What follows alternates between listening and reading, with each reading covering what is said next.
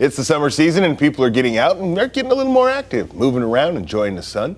Whether they're sports related, an outdoor activity, even fireworks, there is the risk of an injury. Are you ready if this happens to you?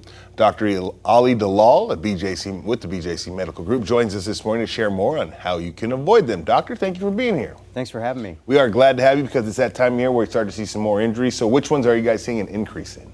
So I see a lot of athletic injuries, particularly Achilles injuries right now.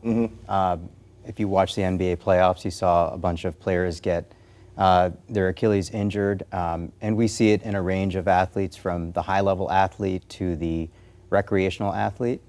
The high-level athlete usually gets it because they've been playing too hard for too long. The recreational athlete gets it because they tried to do too much too soon. So a good way to prevent it is to make sure that you stretch and warm up before diving right into an activity. And it's really not just basketball. We see a lot of Achilles injuries playing pickleball, which is very, very popular. Pickleball also causes a lot of wrist injuries as people fall down and they protect themselves with their hands. You mentioned stretching. Let's talk a little bit more about the stretching. And my question is, can a lack of or an increase in water affect how your muscles respond to how you stretch? It's always a good idea to be hydrated before sport. And it helps your muscles work optimally. It keeps your tendons limber. I think people ignore hydration, especially when it's very, very hot. It's important to do it before you get dehydrated. And we see people who are of all ages getting active, getting outside. When it comes to stretching, how long should people be stretching and when should they be doing it? Is it okay to stretch before and after you work out? Absolutely. I think it's important to make stretching, if you have calf pain or calf injuries frequently, to just make it part of a daily routine, at least twice a day, just a few minutes.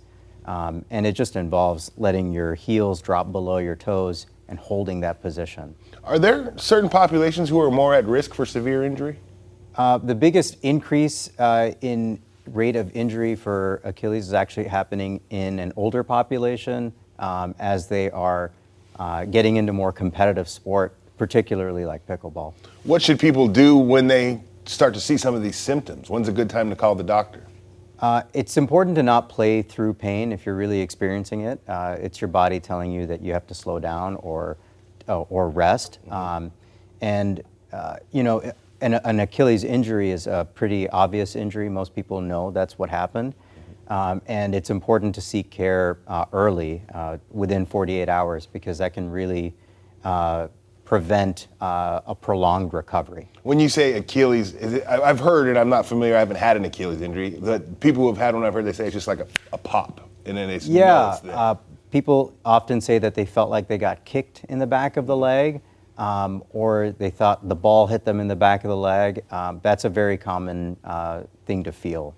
Doctor, thank you for being here this morning. We appreciate you. A lot of great information from this guy. We're going to have it all posted on our website, fox2now.com.